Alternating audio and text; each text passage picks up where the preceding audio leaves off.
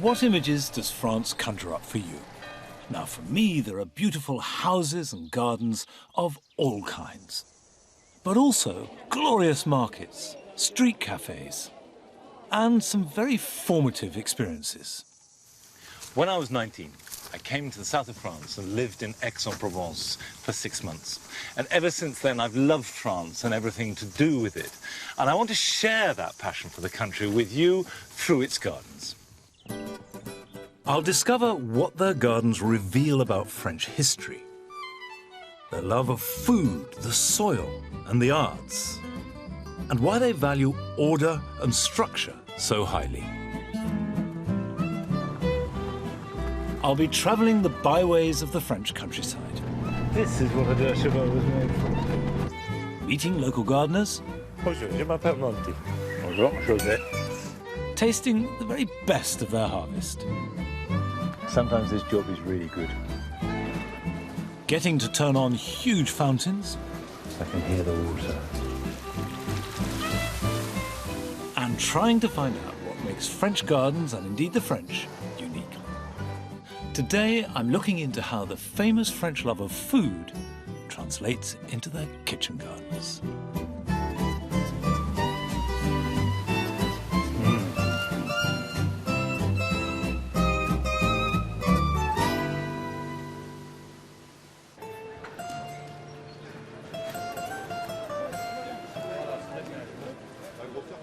It's a busy weekday market in Aix-en-Provence. Beneath the shade of the plane trees, the stalls are rich with delicious-looking fruit and vegetables. Oh, I love a cherry. Bonjour. Des cerises, c'est combien? 4,80. Hein? Une demi-kilo. This is not just for tourists. Merci. Unlike the UK, where we buy more of our food from supermarkets, about a third of French people still buy their fruit and veg from markets like these, where the display is all part of the shopping experience. So look at that. That's just beautiful. Well, wouldn't we just want to have that at home? Merci. 40 years ago, when I first came here, it was completely transforming. I'd grown up in a Britain where the food was remorselessly dreary and regarded as a bodily function rather than one of life's great pleasures. So to come here and be exposed to the market and all these incredible vegetables and taste and the smell of it all, and to eat food that I'd only heard about, and then to connect that with the vegetables that I was already growing at home and realize that perhaps I could grow these too. And the connection between what I was doing with my hands in the soil and what I was eating was life-changing. Now, all these years later, I want to see how these fabulous fruit and vegetables are grown. On coupe, et on lève. That's it. On rebouche. Asperge blanche. Right. The story of the French kitchen garden begins in medieval monasteries and unfolds via the decorative vegetable gardens of the Grand Chateau to modern-day rural smallholdings. 1 in 2 French people regularly buy local produce because the attachment to a particular region and its soil still has real meaning. I'm getting around in a little 2CV. Now, of course, it's fun to drive, but in fact, a 2CV is exactly the right car for the job. They were developed before the last war as an agricultural vehicle, and they were designed to take a farmer and his family with a load of eggs to market across rutted, ploughed ground without damaging the produce. That was the important thing. They had to be reliable and tough. And so it seems to me it's the ideal car to drive around France looking for that connection between growing and gardens, food and the land.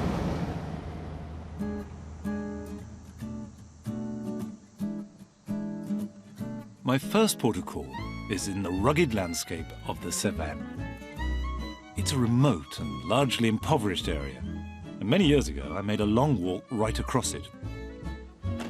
But today I'm here to visit a nunnery, the Monastère de Solon. which is a first for me.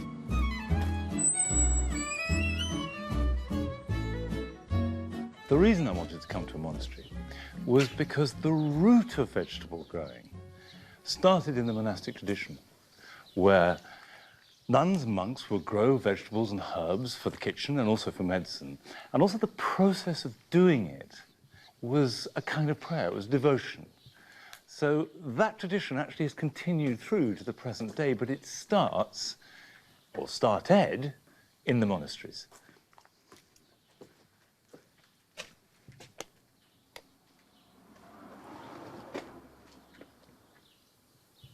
It's very difficult to contact them because they don't speak, so I can only ring them once a week, so I hope to God they're there. I must remember not to blaspheme. Mustn't say hope to God or stuff like that.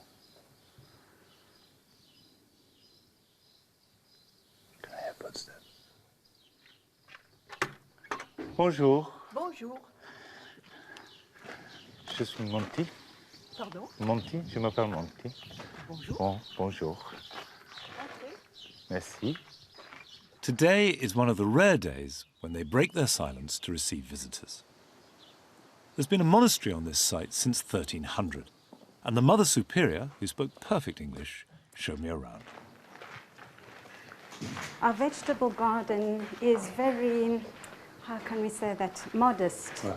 And we can't really say that it is exemplary on the aesthetic point of view. Excuse me, I'll just grasp the hat as well. So how many of you work in this vegetable garden? There are 16 nuns living here, and as well as a rigorous regime of prayer, they run a winery. And they still manage to be almost entirely self-sufficient. So you say it's modest. It's a big area. I mean, it's a big vegetable garden. It is, it is. It's a lot of work. It is a lot of work, but we are a lot of people eating here. That's why. Well, a lot of people eating is one thing. You have to have a lot of people working. As well. Yes. Yes, that's true. So these are courgettes, are they, or squashes, or pumpkins? Yes, pumpkins and courgette. We have two kinds. yeah. Or everything is sort of like mixed up. You've got a lot. Yes, So we what's do. We the have thing? about 1 ton production 1 ton of pumpkins per year. What do you do with them? We eat them during the whole winter. Okay, sorry. Ask a silly question. I love all vegetables, so I'm not bored. I'll look at anything. It You look at fascinates me. anything? Yeah, no, So here we have our cucumbers. Right, so cucumbers, you see, growing so lushly and so well outside. Ah. We struggle to grow cucumbers outside. Would it be very rude if I cut one and tasted it? Oh, not at all. Whoops, I'm dropping my phone. And my glasses. So everything always drops out of my pocket. I do it at home the whole time. So, looks nice. Oh, smell that. It's just Yes, refreshing. all cucumber refreshing. So this,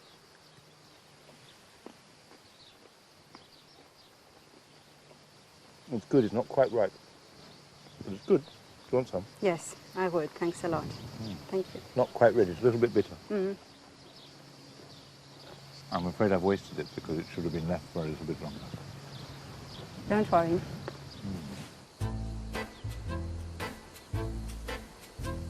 I suspect that this monastic scene has changed little since its medieval inception and has the same workmanlike mixture of fruit, vegetables and medicinal herbs that set the model for all subsequent French kitchen gardens. This is for real. They do not grow vegetables because they like the experience or because it peps up their diet. They grow vegetables because that is what they eat. And if they don't grow, they don't eat. And their choice of vegetables is influenced by that. So an awful lot of things that will store well, a lot of things that grow well here, they can't afford to play at it in any sense of the word. So there is an edge to this, a kind of really deep survival seriousness, which yet they seem to go through with extraordinary grace. But these are very hard-working, efficient, busy people. A bell marks the start of the brief 20 minutes break allocated for dinner, and I join the nuns to share their homegrown meal. The food is simple but good, although alas, it's not a saint's day, so no wine. and everyone tucks in with gusto, accompanied by a devotional reading.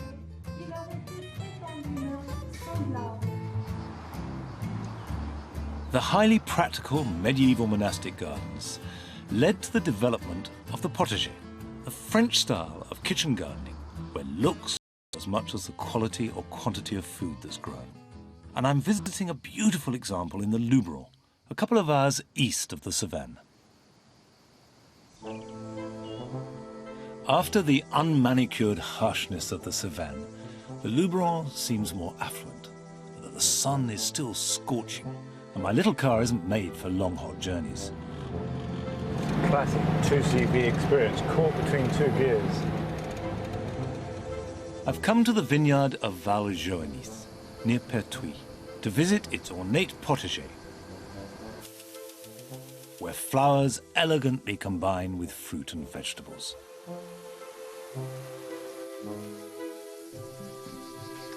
That is a healthy, happy hollyhock.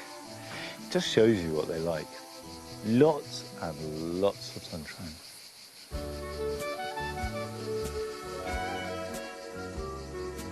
The word potager comes from the French potage, meaning soup, and originally referred to the patch where the ingredients were grown for the bowl of soup that was the mainstay of most people's midday meal. But this has evolved to become something much more elaborate and as meticulously controlled as the vines that grow all around the garden here at Val-Joannis. All the skills and discipline of growing and training vines can be seen in this garden. You have oak trees trained and growing as very tight, strict triangles. In fact, there's some oak trees over there, which are just thin little columns with finials on top and joining in lattice work. And the whole thing, the whole garden, is a display and expression of the skills of man in controlling plants. And that really is the root of the French potager. It's controlling food production. So not only it looks good, but it does what it's told.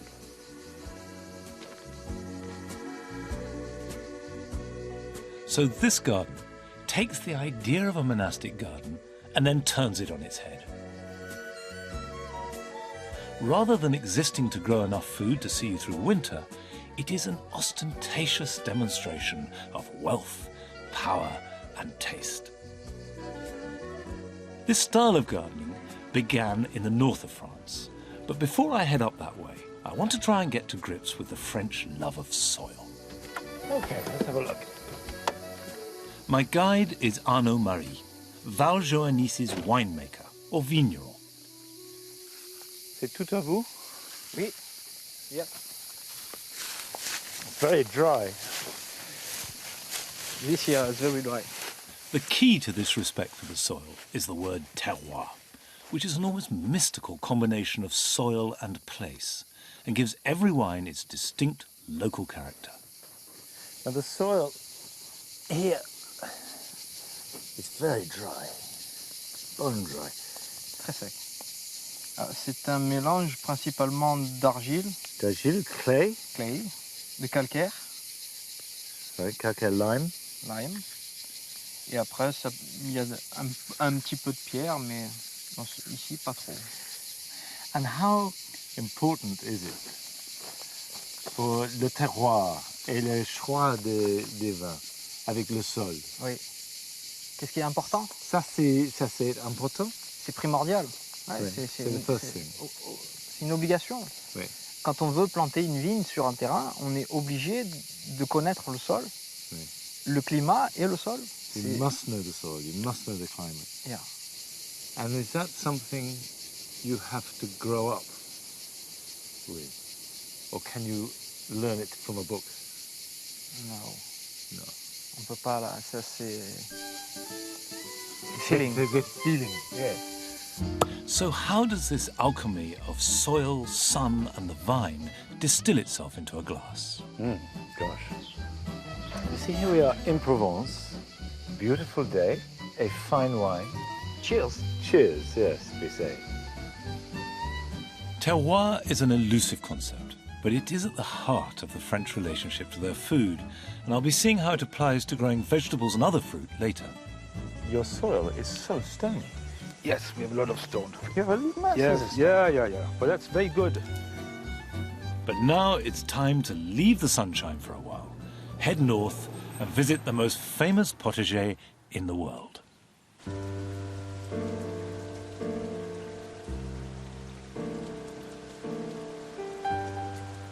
This is the Chateau of Villandry in the Loire Valley, 500 miles away from Provence and another climate entirely. This garden, which looks very old, was in fact only created just over 100 years ago, based on a notion of what the kitchen garden might have been like when the chateau was in its Renaissance heyday in the 16th century.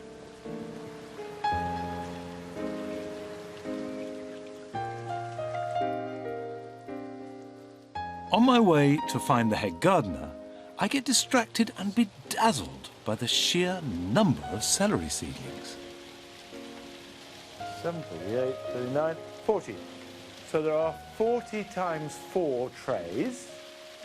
That's 160 trays, and each tray takes 20. So that's 3,200 plants. How about that? I find Laurent in the lovely 18th century greenhouse shaped like an upturned boat, potting up peppers. So how many plants do you raise here for the potager?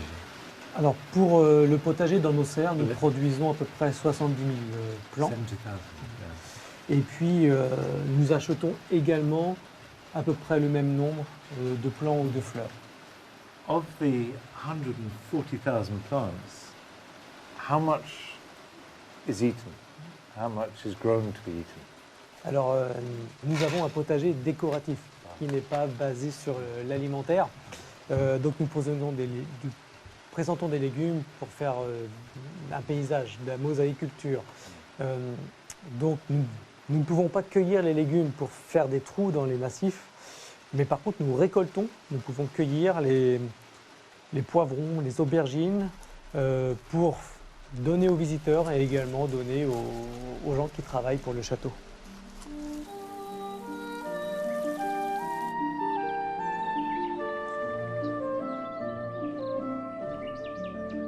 The produce from this potager is not destined for potage or any other kind of meal. Everything here is for show. In fact, Laurent told me that the vast majority of the vegetables end up on the compost heap, including no less than 30,000 lettuces every year. It's been suggested that in the 16th century it was intended as a display of the exotic plants newly arrived from the Americas, a kind of edible cabinet of curiosities to be proudly displayed to visitors, which is exactly what it is today. Of course, Villandry has always been popular and very well known, but it became especially popular in Britain in the 1980s, I think, because up until then, the model for all aspiring vegetable growers and social climbers was the Victorian walled garden. And inside that walled garden, you had your vegetables in long rows.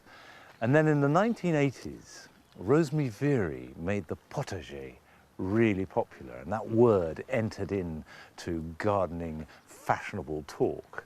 How's your potager, they would say in Hackney and Islington. And the difference was that you chose your vegetables and you laid them out for decorative purposes. You still ate them and you still wanted to grow them well, but decoration and little box hedges became part of the scene. And of course, the model of all that, the big daddy of all potagers, was here, at Villandry. The potager is only part of a much bigger and wonderful garden at Villandry, but its ornamental rigour sets the tone for the whole place. This is the herb garden, and even plants like horseradish has had its leaves trimmed off so they're all uniform size and length. And lovage, which in my garden is a great explosion of a plant, reaching 6 foot tall and bursting out all over the place, is marshalled into a sort of tight, orderly battalion.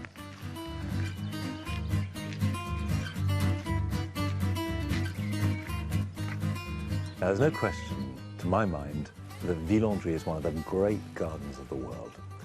And if you're in France and you have any interest in gardens, come here. But I find the potager disappointing. It leaves me unsettled. And I think that's because function and form have grown too far apart. Where vegetables are not grown to eat at all, something really essential is lost. There's no sense of becoming, of growing, of evolving, and then, of course, the pleasure and excitement of harvest. And if it's all just grown to be a static picture, it's just not enough. And of course, you realize it needn't be vegetables. It could be colored glass or waxworks and have exactly the same effect. Nevertheless, with its box-hedged beds containing uniform ranks of ornamental vegetables, there are 1,000 gardens around the world, including my own, that owe a direct debt to Villandry.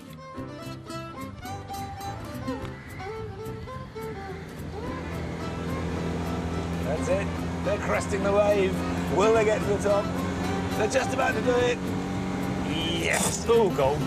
Broken. There we are. There are 15 cars behind me. I'm on my way to a potager near Paris that grows and sells a huge amount of produce, and I think should be much better known. Every year, hundreds of thousands of tourists flock to Versailles, home of France's most flamboyant ruler, Louis XIV. He commissioned the magnificent gardens here, which we saw last week. But hardly any of these visitors go just round the corner from the palace to another of Louis's creations, which in its own way is just as extravagant. This is the potager du roi at Versailles, made for the Sun King, Louis XIV, in the 17th century, and they've been growing fruit and vegetables here ever since. The place is just huge, covering over 23 acres of walled garden, created to supply the king the fruit and vegetables that he adored.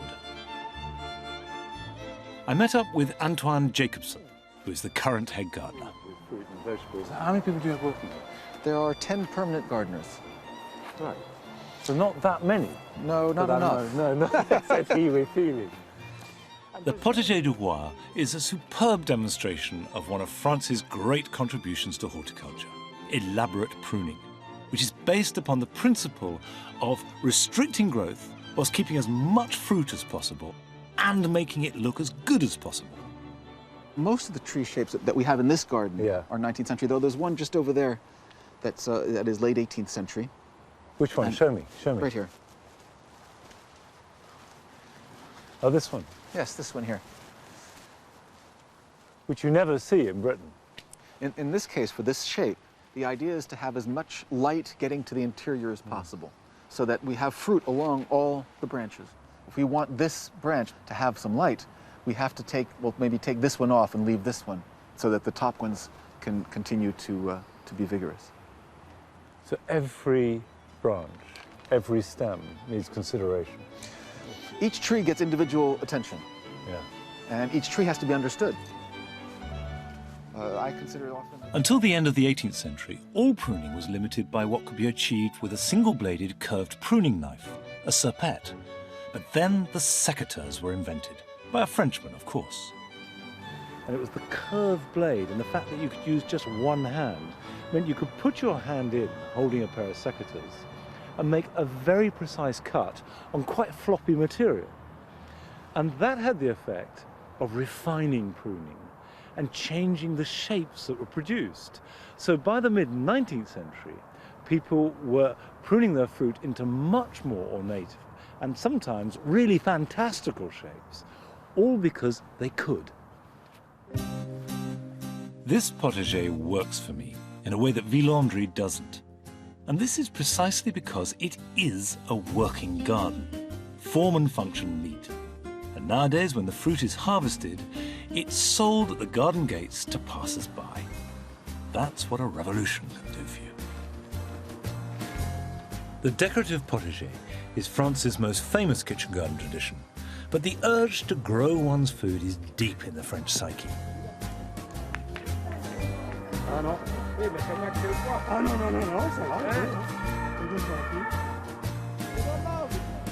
These are the jardins ouvriers, or workers' gardens in one of the poorest districts of Paris. Over 40% of those out of work or retired grow some produce for their table. As in Britain, the allotment movement followed the drift of workers coming from the country into the cities, bringing with them their skills and experience of growing food. Eliane Davio has had her plot longer than most, and I'm paying her a visit. Bonjour. Bonjour. Ah, ben j'ai du monde. Attention de ne pas tomber. Mets bien la rampe, hein, parce que sinon Je ça m'appelle glisse. Monty. Ça glisse, ça glisse. Hein. Okay, well, I won't slip, don't worry. Bonjour monsieur, Bonjour. vous allez bien? Monty. Ah, Oui, oui, c'est très bien. enchanté de venir nous voir quand même, c'est très gentil. Vous pouvez rentrer? C'est pas interdit, hein? Mais je vais vous faire visiter mon jardin. Entrez, entrez, Et entrez. je crois que vous jardiniez ici Oui. jusqu'à 40 ans. Oui, 39 ans je suis là. 39, ans oui, je suis là. Oui. J'ai commencé en 1973. Voilà. C'est changé Alors, voyez, depuis ça? oui. Non, c'est toujours le même. Toujours le même. C'est toujours le même. J'ai Ouais. toujours... Et savez- vous êtes toujours le même. Ah ben oui, ben, vous moi, n'avez pas changé. avec des années en plus. Hein. Attention de pas glisser. Ok. Regardez tout ce que je cultive. Et toute seule. Oui, Personne m'aide. Toute seule. Regardez. c'est formidable. Et vous avez des fleurs? Ah, j'ai une partie fleur. Oui. Là, c'est toute ma partie fleur. Et là, tout potager. Et je fais des légumes pour tout mon été. Pour même des conserves pour l'hiver. Vous voyez? Fantastique. Alors ça, c'est des pois en mange tout. Oui, Là, c'est des choux-fleurs. des choux-fleurs. Des bon. choux-fleurs. Mes tomates. Ça, c'est mes courgettes. Des courgettes. Ça, c'est mes bon. courgettes. Il faut faire un petit peu de tout. Hein.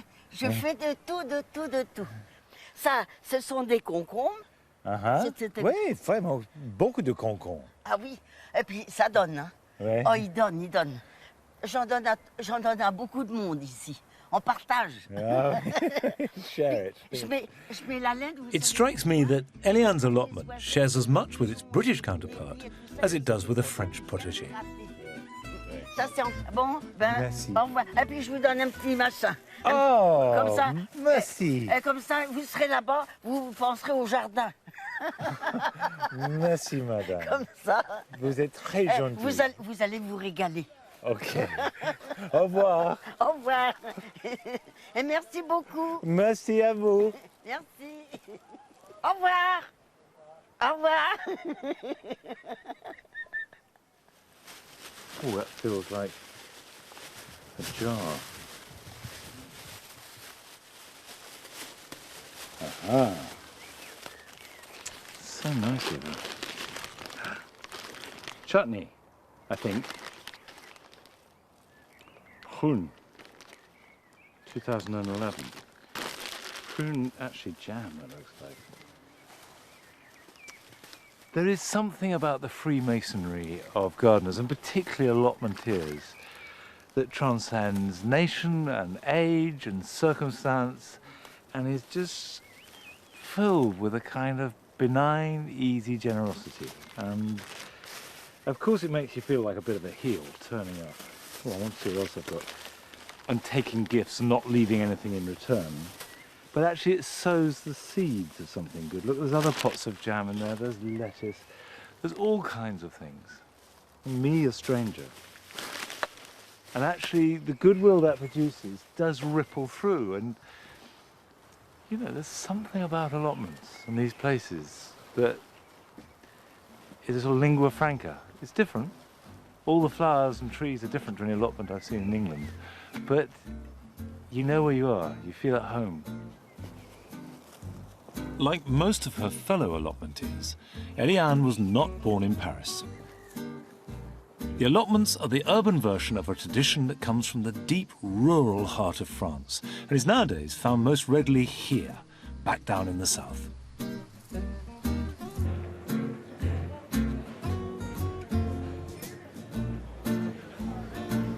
Ah, voilà le café. Et voilà, monsieur.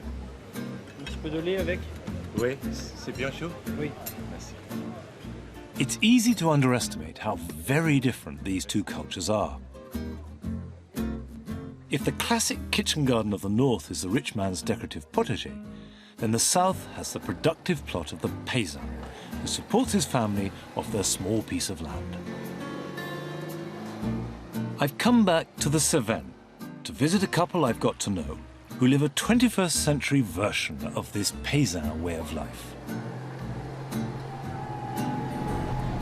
One of the things that fascinates me is that paysan, or peasant, is an honourable state in France, whereas if you call someone a peasant in England, you're not really being flattering.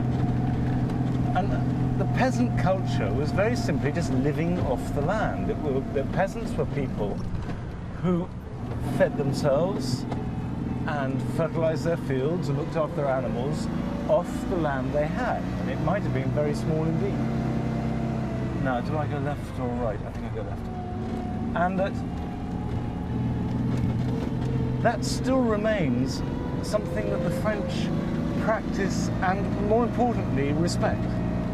And all their food culture stems from that you grow your food on the patch of land you have. This is Le Jardin de Saint-Bouc, hewn by Nicolas and Agnès Brouquin out of rocky land, which was once her grandmother's chicken run. They have a small cafe here and grow almost all the food for it themselves. Here we are. This is where I'm supposed to go.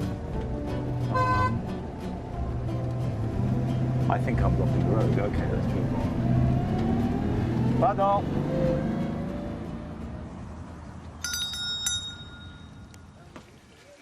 Here we are. God, it's grown. Nicolas. Monty, how are you? I'm very well and very nice to see you. You've got your tooth. Yes, Pardon. yes. Took a long time. I have them now. You look very handsome. Ah, you remember that.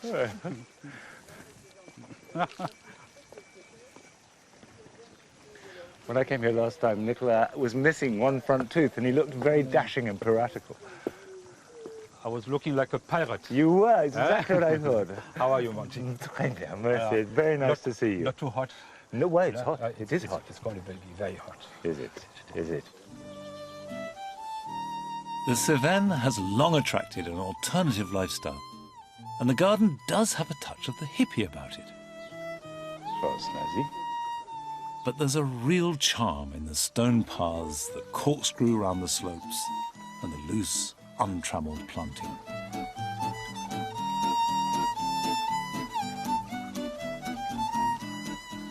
The garden nestles into the wild landscape that surrounds it and provides precious shade from the searing sun. But unlike the elaborate decorative potagers of the north, the vegetables are grown separately on a plot down the road.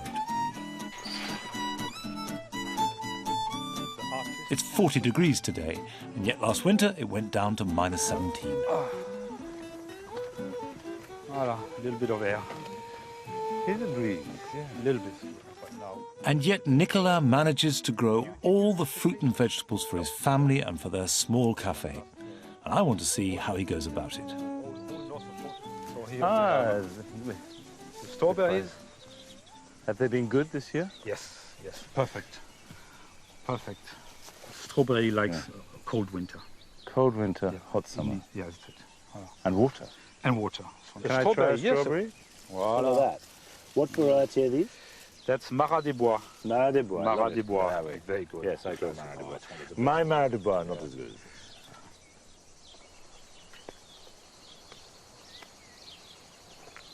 Slightly perfumed. Lovely. Yeah. I just, look, your soil is so stony. Yes, we have a lot of stone. You have a massive Yes, stone. yeah. But that's very good because it heats the earth, So the stone heats up. heats up the earth, and it keeps the water also. We have a natural mulch. Of stone? Mulch, one says? Yes, mulch, yeah, very good. Stone is very good for mulching. Yeah. But quite hard work. Yes, it's not an easy soil. Yes. Okay. They used to say where I live, they say the soil will break your back, Yeah. maybe break your heart, but never break your bank balance. Very nice. Yeah. Ah, I like your tools. Yes. What do you call this in French? This is more a sap. Sap. Probably, yes. We say mattock. Voilà. Or in fact, where I come from, it's called a stocker. And what do you do with that? You chop weed. Ah, the weed, yes. Yeah. But it must be more sharp. Yeah, like that. Yeah. Or you turn the soil over. Okay, You okay. know, you Okay. like that. Ah, yeah. And Yeah, so it Yeah. digs, it's good. But here we have this one. This is a special 7. Voilà. That's good. That's heavy. This is isn't it? called a Ooh. bigot. A bigot. A bigot. Bigot, yeah. Here everybody has one. Everyone has Yeah, to go. yeah, You see, yeah. in England, you very rarely see Yeah, that. yeah. Nice. Typic from here. It's heavy. Yes, Hard work. yes. Hard work. It's quite a hard land, so goes together. But this goes very well. This is broken one, of course. Yeah. Like that. Nicolas doesn't just grow strawberries. He cultivates everything, from potatoes to aubergines, via 15 different varieties of tomatoes, and it's all organic. Do you grow all the vegetables, or do you have to buy some in? We buy some in at the beginning of the season. Yeah. Because we grow most of our vegetables, but in the beginning of the season we have to buy a few because we don't have any plastic tunnel. And what about in winter, when you have this very cold, harsh weather? Do you have enough vegetables for yourselves? Oh yes, we have our potatoes, our poireaux. Yeah. Poireaux. Leeks. We eat a lot of soups. Yeah. Soups every day. Yeah. Midday in the evening. Makes So, me hungry. voilà, I'm voilà, hungry, voilà, actually, voilà. to think about And it. then we eat a little bit more of meat also in winter Yeah. to get a little bit fatter. Yeah. To pass the winter. The way that Nicolas coaxes so much from this difficult soil and climate is truly impressive. It seems to me to be the embodiment of modern paysan self-sufficiency. And then Agnès transforms it all into a pretty plateful. Oh, that looks so good. Voilà. Let's have a small meal Let's. after this walk Let's have a meal. in the garden. These are goat cheese Fantastic. rolled in menthe. Voilà. And the lovely flowers. Voilà. Oh, there's souci, Yeah. souci, a lot of soucis. Yeah, my God. Bourrache, Right. bourrache, and Rose. this rose. Voilà. Fantastic. Ah, Very good. okay. Good. The trend here, as in the UK, is for merging smaller farms to create larger ones, although more than a quarter of French farmers still own less than 15 acres. Most of Nicolas' neighbours grow just one thing, the speciality of the region. I go up the other side of the valley to meet his friend Bruno to take a look. Bonjour. Vous avez des oignons. Oui. Les plus mieux oignons dans le monde entier, je crois. Le plus doux, on va dire, le plus Ok. doux. Voilà. Donc cultivé sur des Et terrains. cette région, c'est la spécialité pour les oignons? Oui. Pourquoi? Pourquoi? Ben, c'est ancestral. C'est une culture qui est très très ancienne. C'est le climat, le terroir. Le climat, le terroir. Au départ, c'était un légume qui était cultivé pour la consommation. Ouais. Parce que c'était un légume qui se conservait très bien. Donc les gens, au départ, ils le cultivaient pour avoir un légume tout l'hiver. Oui. Voilà. Oui, c'est tout l'oignon. Tout. Dans les terrasses. Oui. Oui, oui. Bon. Voilà. Bon, j'aime beaucoup des fleurs. c'est à vous? Oui, oui, le fait. C'est les dames qui mettent un Qu'est-ce peu. que c'est en français dahlia? En anglais, on dit dahlia. Dahlia. C'est le même mot? Oui. Well, dahlia. Dahlia. Ouais. Bon, merci. Merci beaucoup. Ben, c'est avec plaisir. Au revoir. Bruno harvests his entire crop of onions by hand in August and sells them via a small local cooperative. It's interesting what Bruno was saying because he's the 5th generation of his family to grow onions here. And also, what I find amazing, what's nice to hear a bell.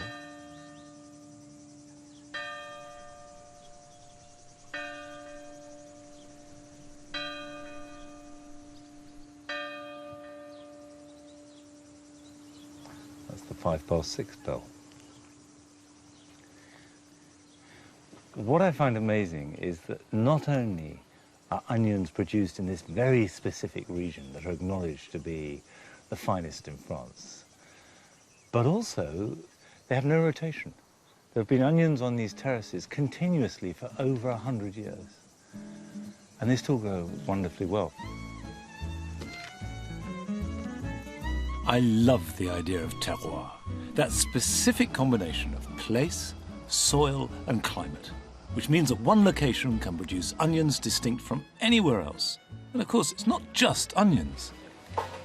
This is really interesting. Here you've got strawberries from Carpentras and from the Ardèche, and then different variety there. Now, the English gardener is really familiar with growing different varieties of strawberry and choosing which one they want.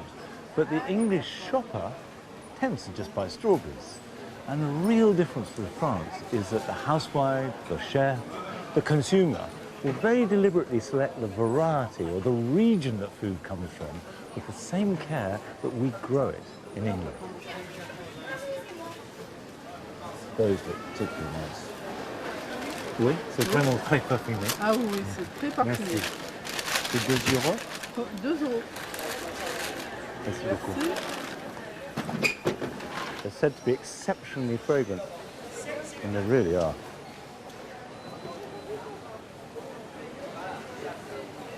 You know how with the strawberry, there's that moment of bliss when you realise that it's not just as good as you thought it was going to be, but a lot better.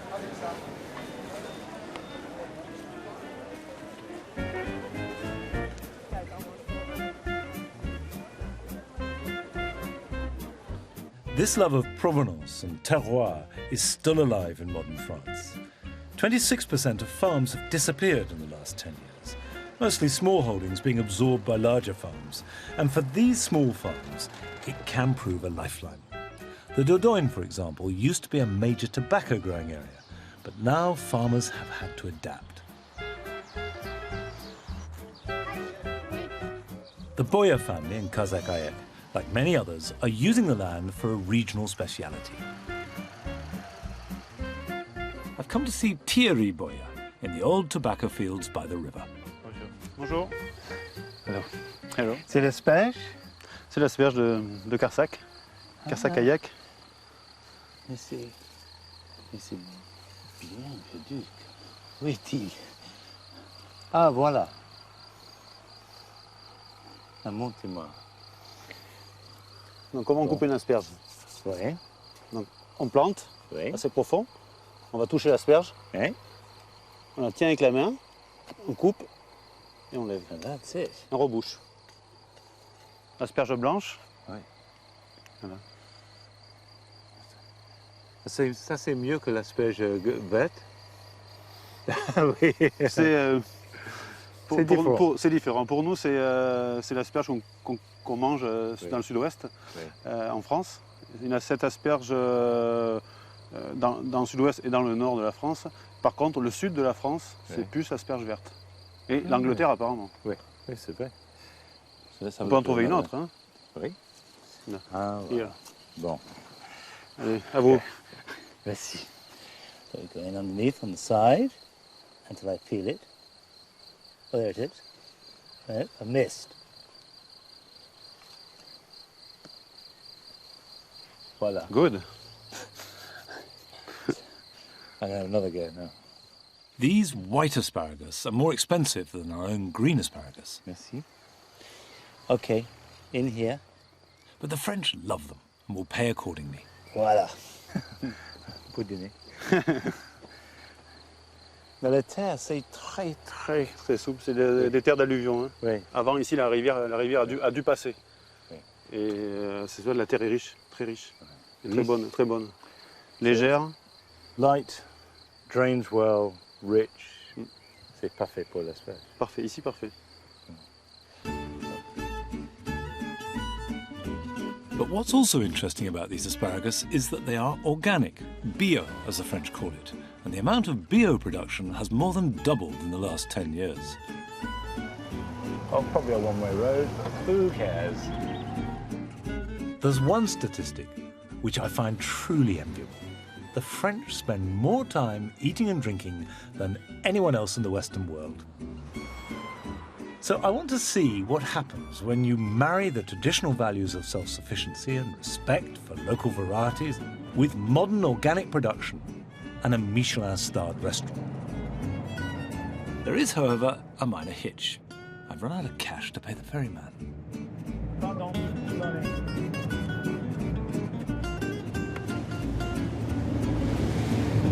There's always something about going by ferry, even if you're just going across a little waterway, a river. It's exciting. It's an unmodern thing to do. It's an adventure. I don't know what you expect to happen at the other end, but it's different. Life is going to change somehow. And it's so short, I've got to get back in the car, else I'll be left stranded here and get into trouble. But that was fun. That was good.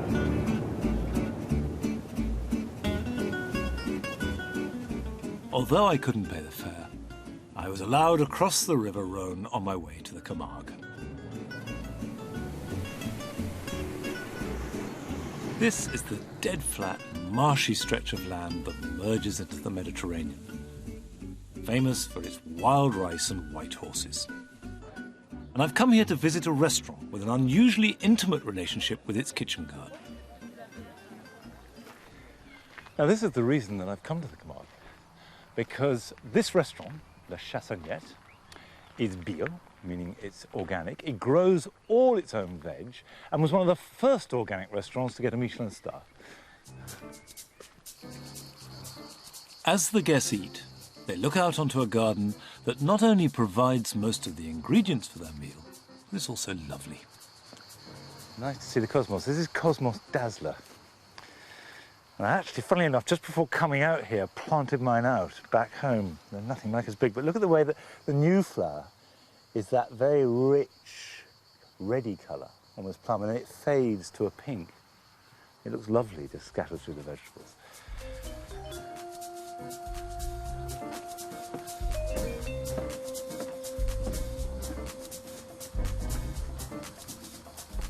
I'm looking for Claude, the gardener. Claude, bonjour. Bonjour. Ça va? Ça va et toi? Oui, très bien. Tu viens voir le jardin? Oui. C'est bien. Tu vas bien? Oui. Ça va? Ça va. Voilà des tomates. Voilà les tomates. À quel type de tomates? Alors là, sur le jardin, je cultive environ 30 variétés. Oui. Waouh!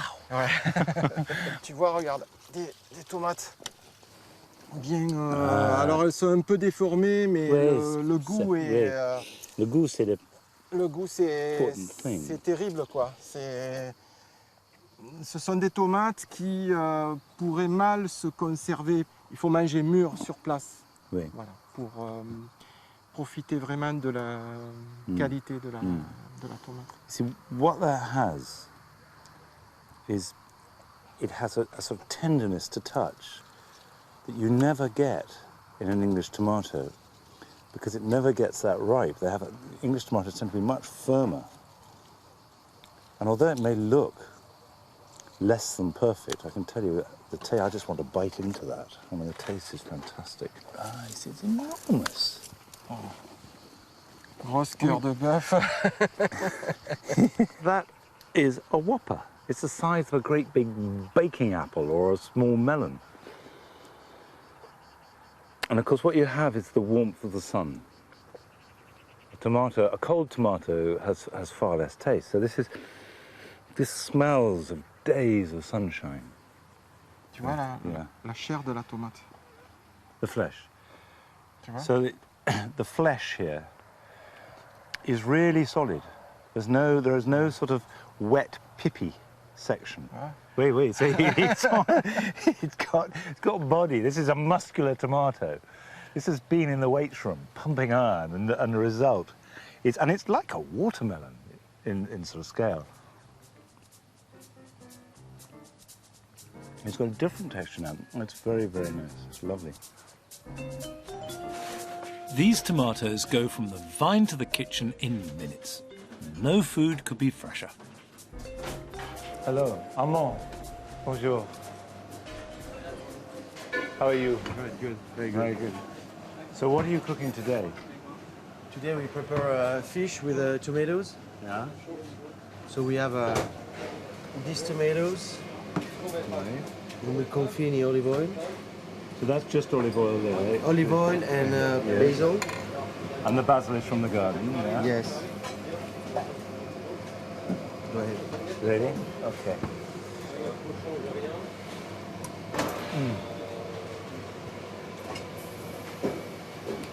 Superb. Superb. Just with the fish with the olive oil like this.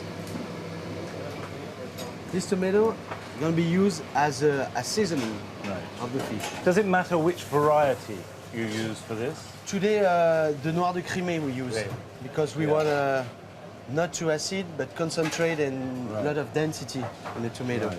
Okay? So you choose your variety for the dish. Of course. Yeah. And I also prepare some onions. So you just, that is all, so far all from the garden? Everything's from the garden. Right.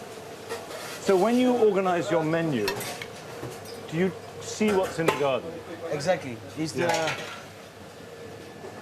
we can say it's a garden who dictate what's going to be in the card. Okay? Yeah. The idea is to have a restaurant who helps the garden and not the garden for the restaurant. But that's unusual, isn't it? Yes, it's It is unusual. rare. I mean, as a gardener, someone who grows food, that is wonderful. Because when you're cooking at home, you go into the garden, you see what's good, you gather it, and you cook it. Yeah. So it's a garden who decides what's gonna be for you. Did you at home? Did your parents grow vegetables? No, but my grandparents used to sell vegetables on the market. Okay. So vegetables is always part of my life. Right. So that's very good. I'll let you get on because I know Thank you're you. going to be very, very busy. But thank you very much. It's Thank you. fascinating. This place is a perfect example of how the directness of paysan culture can be maintained and celebrated without compromising the highest culinary standards.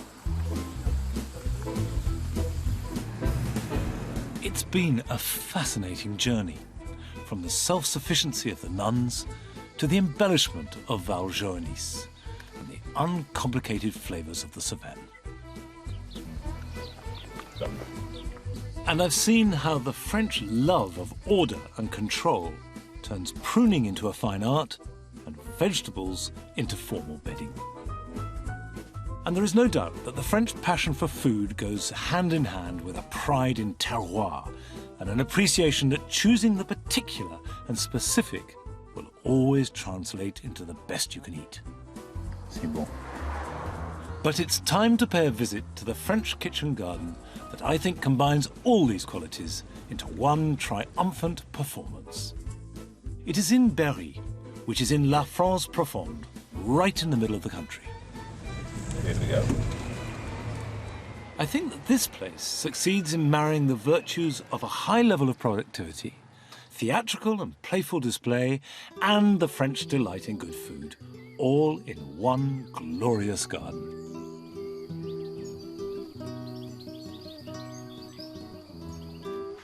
The potager at the ancient monastery of Prieuré Notre-Dame d'Auxon is only 20 years old. But it takes its inspiration from the site and the tenets of medieval monastic gardens, where everything should be both useful and beautiful. This is a block of wheat growing in the lawn. Now you might think that that is quirky, fun, a little bit eccentric, but actually it's very, very practical. Like everything else in this garden, it's grown to eat. It'll be harvested, and the grains will be ground and made into bread. And there's no reason why you can't grow anything edible in a garden. There isn't an area that's suitable for farming and an area that's suitable for gardening. The two can come together. And I think that gives an energy to a garden. If you're really going to use it, you're really going to grow it as well as you can. But here, whether it's eaten or not, everything, down just to protection around the crop, down to the little snails on top of the bamboos, must look good.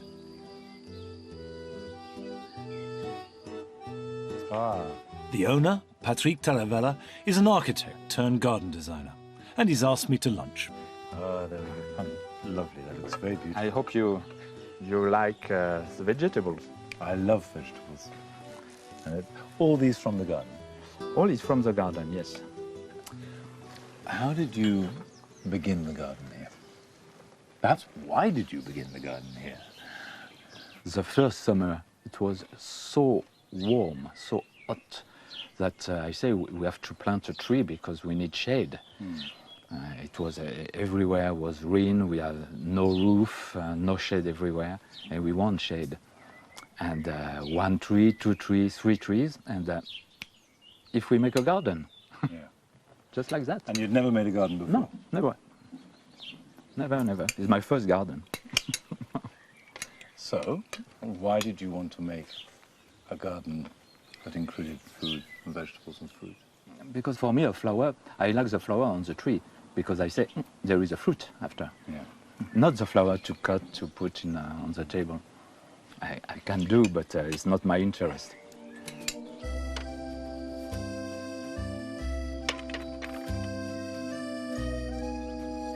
Patrick now runs the converted monastery as a small hotel.